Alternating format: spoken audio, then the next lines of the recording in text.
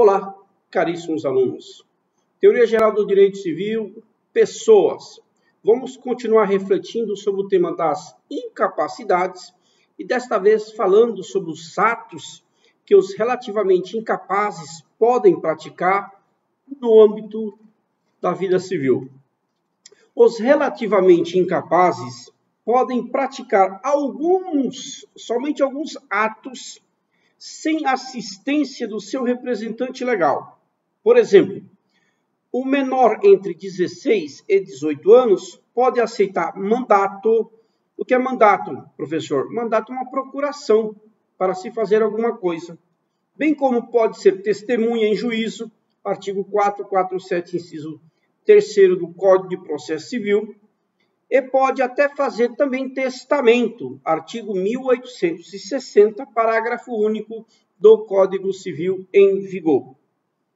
Além de outros atos da vida civil. Em relação aos ébrios habituais e os viciados em tóxico, só poderão praticar os atos que tenham sido determinados pela sentença judicial de interdição, que, no mais das vezes, estará afeta à proibição de disposição dos bens. Isto estabelece o artigo 1772 do Código Civil. Os pródigos sofrerão restrições somente no que diz respeito à disposição ou oneração dos bens. O artigo 1782 estabelece esta possibilidade. Então, o que acontece?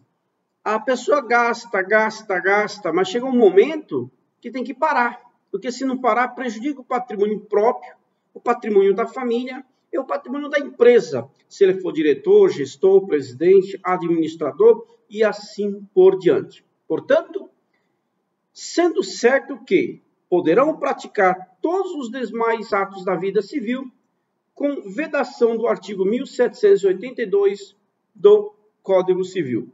Ok? Muito bem. Dito isso, nós vamos passar já para a emancipação.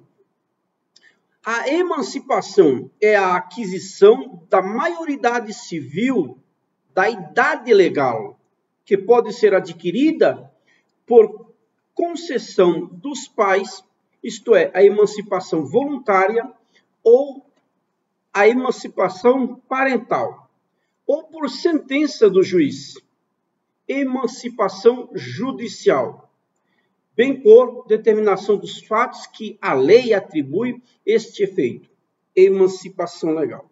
Então, o que é a emancipação?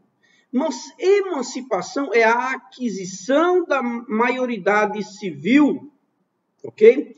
Eu me torno emancipado quando eu adquiro esta maioridade em decorrência de algumas situações previstas no Código Civil. Veja a primeira, letra A, emancipação voluntária. Esta também é chamada de parental. É aquela concedida voluntariamente pelos pais aos filhos que já tenham completado 16 anos de idade, podendo ser concedida por apenas um deles e na eventualidade ou na morte ou ausência de declaração do outro pai. Observe, meus amigos, que há casos em que um dos pais não concede, ok? Ou não autoriza que um filho ou a filha alcance esta maioridade pela emancipação, ok? Deve-se notar que, diante dessa situação, o juiz poderá conceder a outorga de vontade do pai por meio de decisão judicial fundamentada, conferindo, portanto, a chamada emancipação judicial. É aquela concedida pelo juiz através de sentença, onde substitui a escritura pública, quando os pais não existem ou mesmo existindo, não tenham concordância na emancipação. A filha tem 16 anos, já está namorando há uns 2 anos. A filha quer casar. A mãe autoriza, mas o pai não autoriza. A filha entra com uma ação judicial, postulando que o juiz confirme esse direito que ela tem.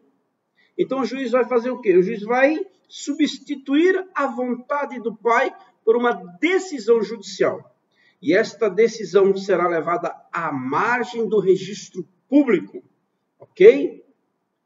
Veja bem, quando os pais não existirem, ou mesmo eles existindo, não tenham concordância. Neste caso, a sentença deverá ser levada a registro perante o cartório de registros de pessoas naturais. Supre a vontade daquele que não quis conceder a emancipação do filho ou da filha. Emancipação legal pelo casamento é a hipótese, portanto, do homem ou da mulher que podem contrair matrimônio a partir dos 16 anos de idade, com autorização de seus representantes legais, conforme estabelece o artigo 1517 do Código Civil. Seria ilógico que as pessoas, mesmo depois de casadas, ficassem ainda na dependência de seus assistidos, portanto, de seus pais, por não ter atingido a maioridade. Assim, a lei faz presumir que se as pessoas já se encontram aptas para o casamento, também estarão aptas para todos os atos da vida civil, inclusive para os direitos e obrigações decorrentes do matrimônio. Há aqui uma curiosidade. O eventual divórcio do casal não fará cessar a emancipação. A pessoa não volta à condição de incapaz. Ok? Diferente será o casamento por considerado nulo. Se o casamento do menor entre 16 e 18 anos for considerado nulo, ok? Uma vez considerado nulo por sentença judicial, ele volta à condição de incapaz relativamente. Artigo 1563 do Código Civil. Pois, nesse caso, o emancipado voltará à condição de incapaz, a não ser que prove ter agido de boa-fé. Artigo 1561 do Código Civil.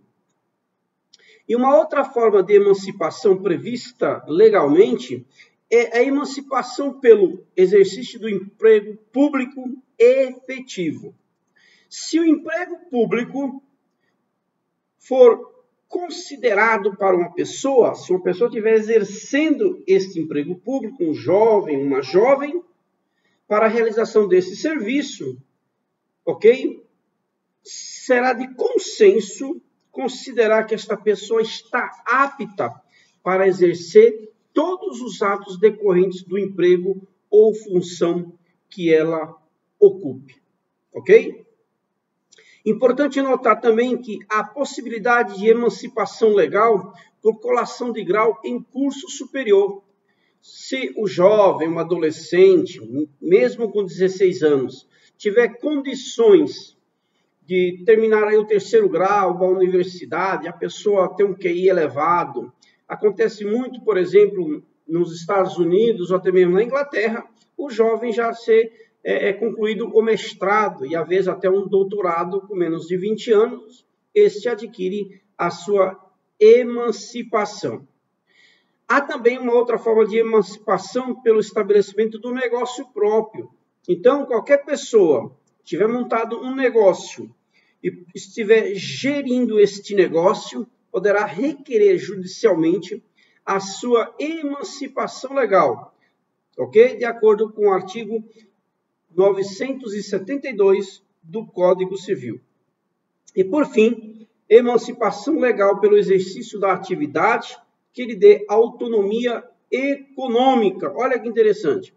Essa é a hipótese de probabilidade de ocorrer, pois bastaria ao menor provar que tem um emprego e dele ofere rendimentos suficientes para manter a própria vida. Então, meus amigos, estas são a hipótese, ok? Hipóteses em que as pessoas possam adquirir a emancipação, provando que preenche determinadas condições legais. São 7 as hipóteses de emancipação previstas na lei, na doutrina e na jurisprudência. Um abraço e até a próxima aula com o professor Francisco José.